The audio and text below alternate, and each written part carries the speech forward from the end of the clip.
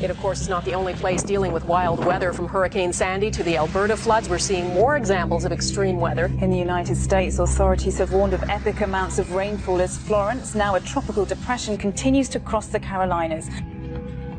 Now, this first portion of the radar cycle, fairly bland and typical, but then you see these bands of very distinct cloud cover moving into the region. That is not rain, that is not snow. Believe it or not, military aircraft flying through the region is dropping chaff.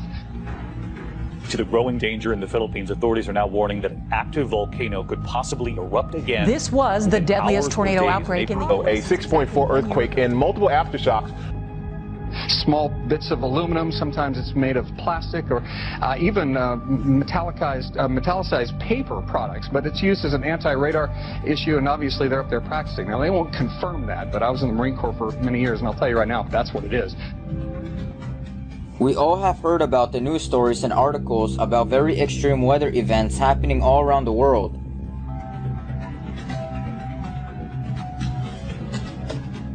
Most of these news articles blame only on man-made global warming or climate change for the root causes of these natural disasters.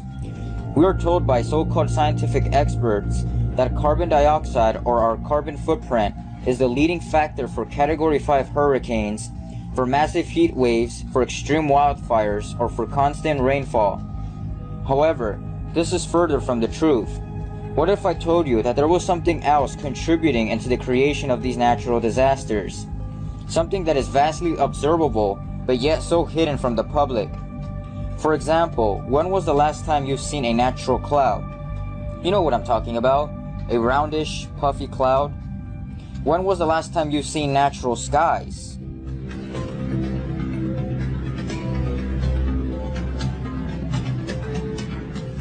When was the last time you've ever experienced natural weather? We all have asked ourselves this one question: what is wrong with our weather, or with the weather? But first, the question we get asked the most: just how bad will this winter be? Well, in this documentary, I will show you, and I will answer this question by exposing a reality so great about weather modification or weather manipulation.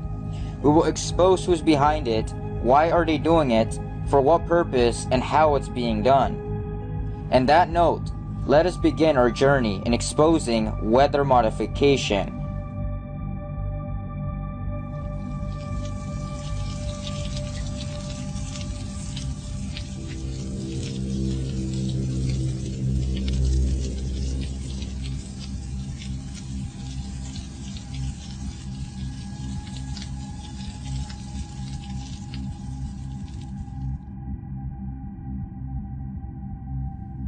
We shall propose further cooperative efforts between all the nations in weather prediction and eventually in weather control.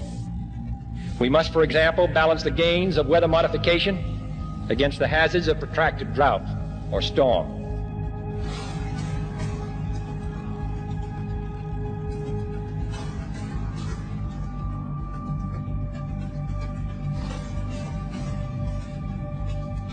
Lasers? Really? To change the weather? That's right. Well, as Mark Twain once famously said, everyone complains about the weather, but no one ever does anything about it. Well, instead of doing a rain dance, we physicists are firing trillion-watt lasers into the sky to actually precipitate rain clouds and actually bring down lightning bolts. This is potentially a game changer. Lays the predicate and the foundation for the development of a weather satellite that will permit man to determine the world's cloud layer and ultimately to control the weather, and he who controls the weather will control the world.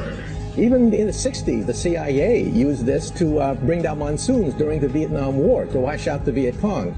Governments have been playing with this thing. Alleged to. Alleged to, right. Yeah. Now, we realize that for decades now, these governments have been alleged to have experimented with weather control, but nothing conclusive.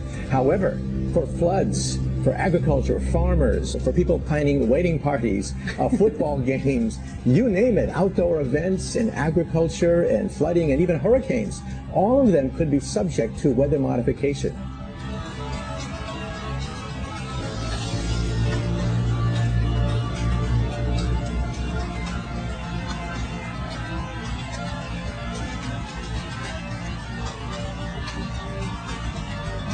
For as science investigates the natural environment, it also modifies it. And that modification may have incalculable consequences for evil as well as for good. A man by the name Thomas Frey, an American futurist and celebrity speaker, once stated, "He who controls the weather will control the world. He who controls gravity will control the universe. He who controls time will never be around." In terms of having the ability to control gravity or time is something more abstract to imagine than having the ability to control the Earth's natural weather. Weather control, also known as climate control, also known as weather modification, is the act of intentionally manipulating or altering the weather. This is a topic I've been wanting to investigate more ever since I woke up to the reality of HAARP, which simply stands for High Frequency Active Aurora Research Program, and on the chemtrail phenomenon. Knowing from the research I've conducted, it is no surprise to me that those who sit behind closed doors, who control our banking systems, who control the mainstream media, and for the most part the whole world, would hold such capabilities and techniques to control the weather. So put on your seatbelts as we uncover the truth, purposes, the origins, and more behind weather modification. If you haven't yet, please share, like, and subscribe to never miss another video on suppressed information as we uncover the truth, praise Yahweh, and expose the Illuminati New World Order agenda.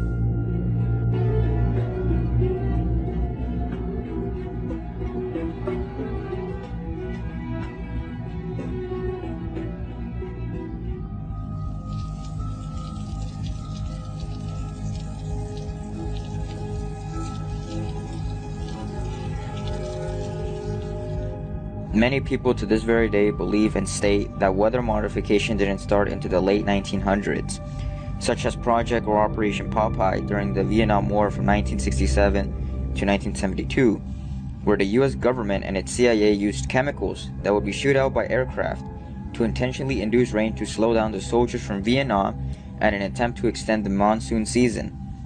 Many go on to say weather modification didn't start till after World War II.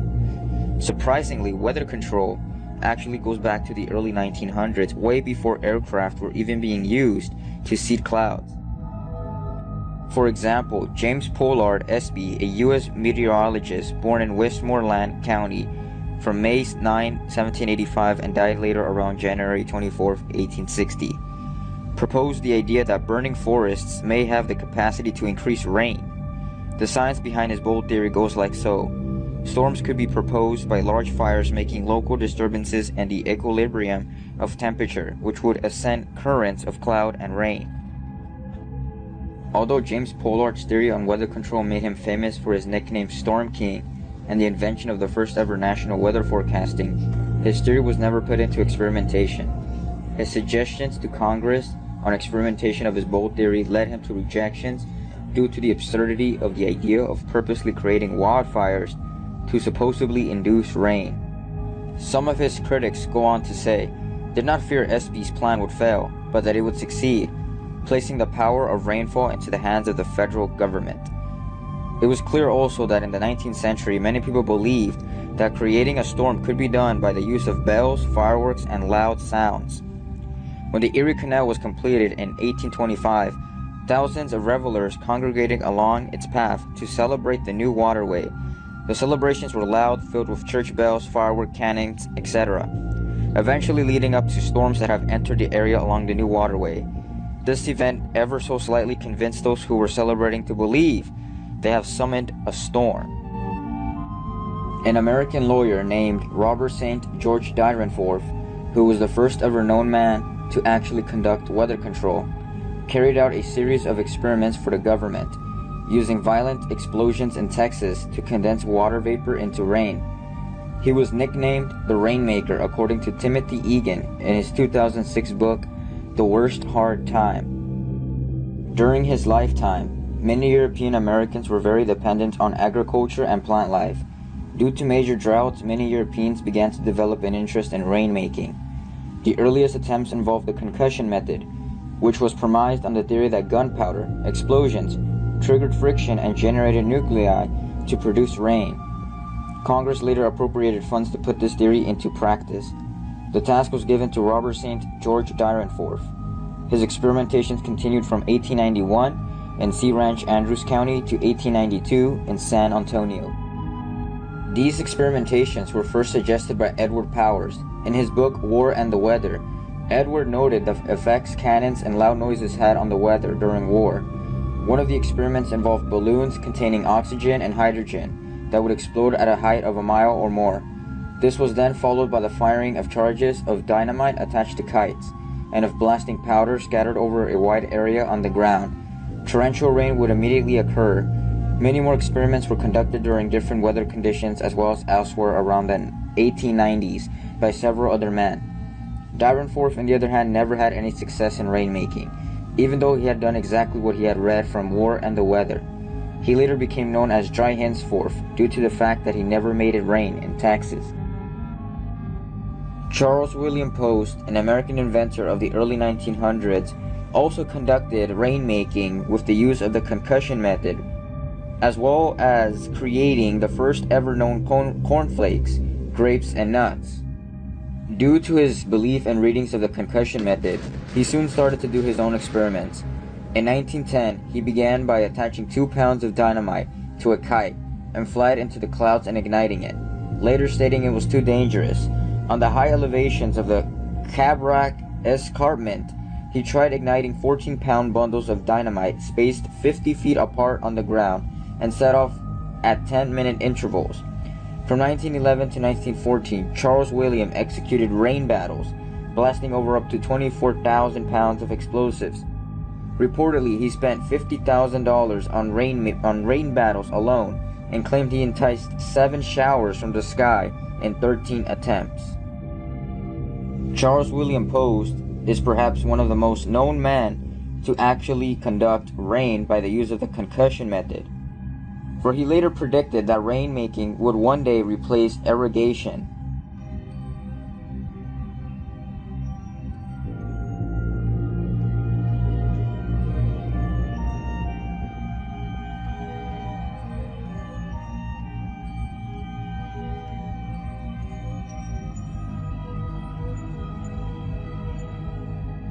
So it seems that in the past, many rainmakers were nicknamed for their insane ideas and bold theories to induce storms or precipitation. Many only did these experiments to help limit droughts and improve agriculture. However, as all of us know, certain experimentations could lead to consequences and dangerous side effects. For a brief example, Charles Maylor Hatfield, or the moisture accelerator, a nickname given to him, studied about ploviculture, which is simply a fancy word for rainmaking, made a deal with the city of San Diego in 1915 to help fight against the major droughts that were occurring there.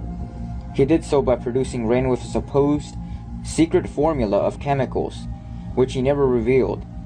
Although Hatfield had known and studied ploviculture before his experimentations, the results that came were outstanding. As he precipitated rain, massive floods were steered along the city of San Diego, causing millions of dollars in damages. This perhaps was the ever first man-made natural disaster in history.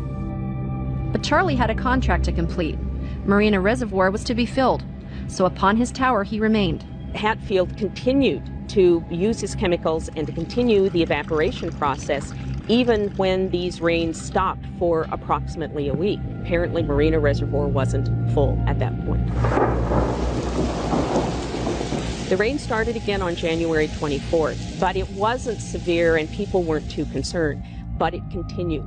And it rained on the 25th, and it rained tremendous amounts on the 26th. And people throughout San Diego County began to get very concerned because they hadn't really had a major recovery from the first storm.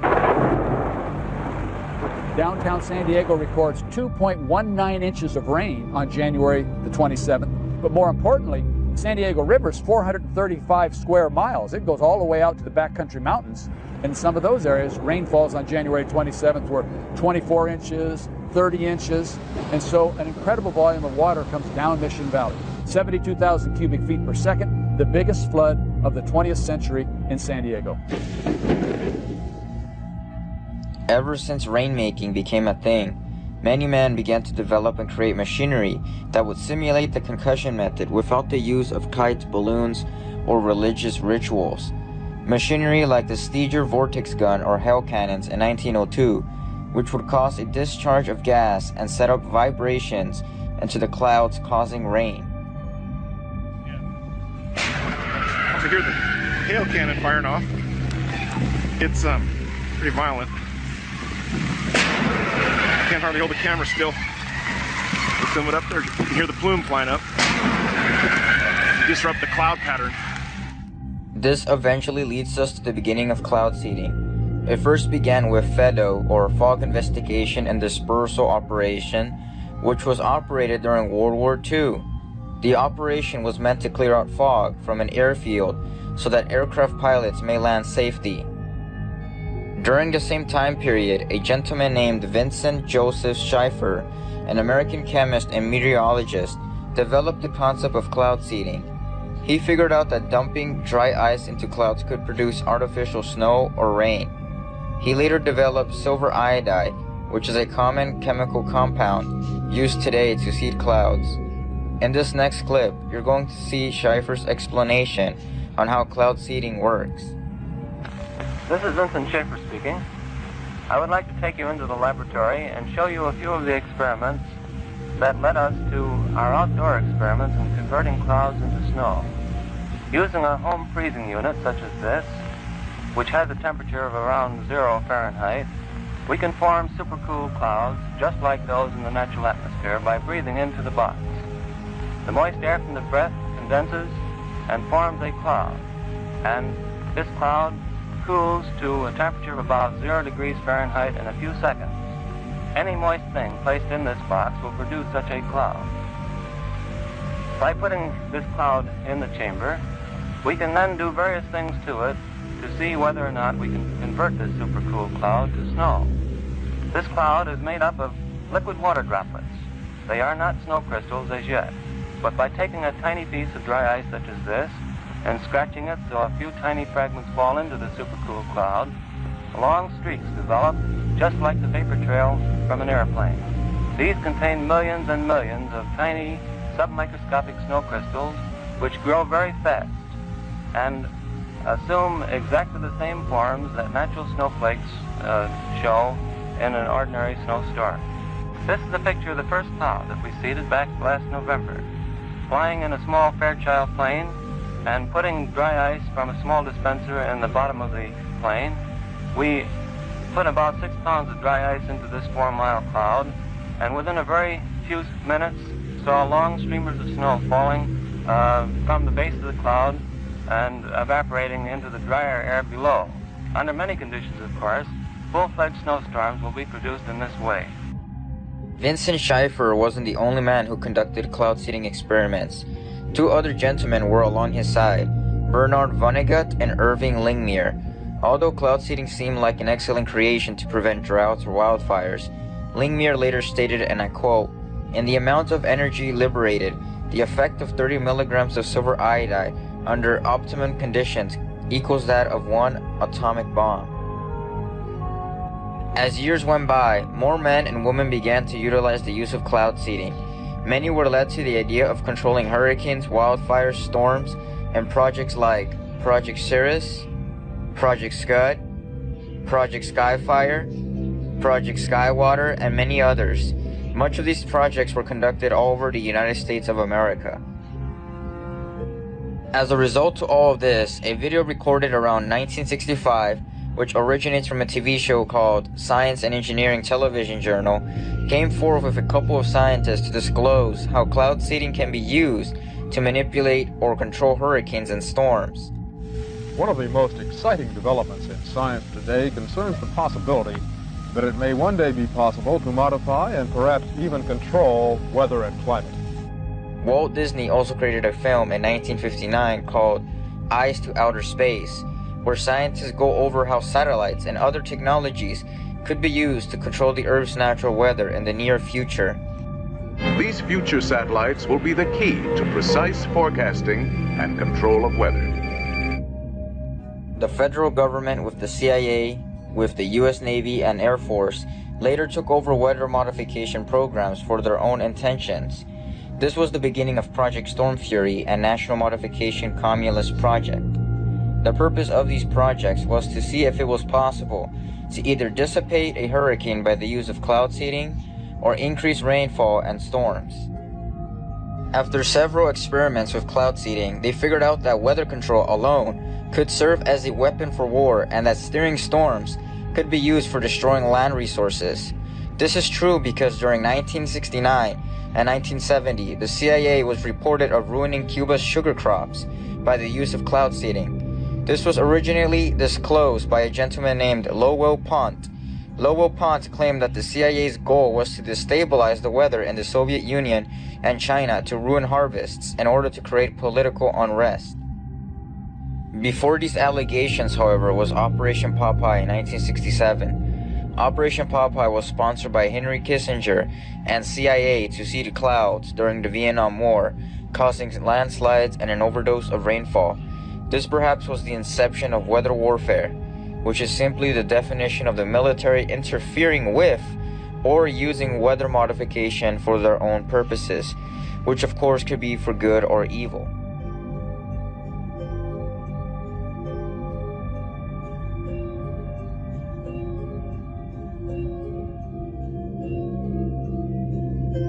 Due to these violent uses of weather modification from the military and government, the Environmental Modification Convention later signed an international treaty in 1977 to ban weather warfare completely, prohibiting the military from using weather modification for hostile purposes. Nevertheless, Russians still had this technology in use, according to a report in 1979. NOAA also conducted an atmospheric modification program in 1980.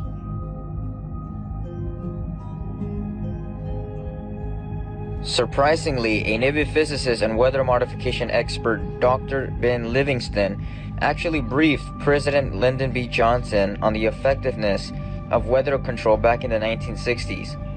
Ben Livingston was involved in cloud seeding programs, such as Project Storm Fury and Operation Popeye.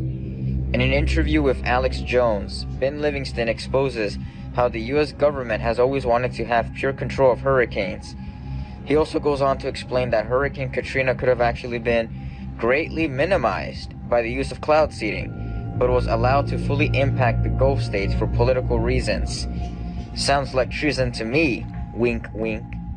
The results from the Hurricane Debbie experiment seemed so positive that many individuals believed the project should go operational, seeding major hurricanes that threaten land. A team of scientists at Stanford Research Institute at Stanford University did a decision analysis on all past seeding events, including the Esther, that's the 1961 and 1963 experiments. Dr. James Matheson of that group, reflecting their views, stated, "We claim they should consider seeding now if a big hurricane comes straight from Miami." These scientists said the government may have to accept responsibility for not seeding and thereby exposing the public to higher probabilities of severe storm damage and possible higher death tolls. You can find the full interview in YouTube just by typing "the father of weaponized weather" in the search bar. You can also find it in a website called casecorner.wordpress.com. Even though the US had officially banned weather warfare, weather modification was still a plausible solution to have a positive impact against storms, droughts, tornadoes, etc. In a National Weather Modification Policy Act in 1976, published by Congress, it states, "Weather modification technology has significant potential for preventing, diverting, or moderating the adverse effects of such disasters and hazards." This policy act helped escalate many more weather modification programs, which involved things like marine cloud brightening boats and new strategies to control the ionosphere, which led to the birth of HAARP. We'll be covering HAARP later on as we continue to unfold who's behind weather control in today's era. Now that we understand where the concept of weather modification comes from and how it all began, we must now figure out what geoengineering is and how chemtrails fit in the category of weather modification. But before we continue, I want to give a shout out to a guy named Jim Lee for providing this information on weather modification. His work is phenomenal. Most of the information that I have gathered for this video comes from his website, weathermodificationhistory.com and climateviewer.com. You can find all the historic information, policy acts, technologies, and more about weather modification in his websites. Anyways, we will now be focusing our attention to the modern era of weather modification and expose it for what it is, and show you how weather warfare is now at full scale around us 24/7, and how our corrupted state of secret men have taken over weather modification programs, and show you their agenda for the use of such technologies.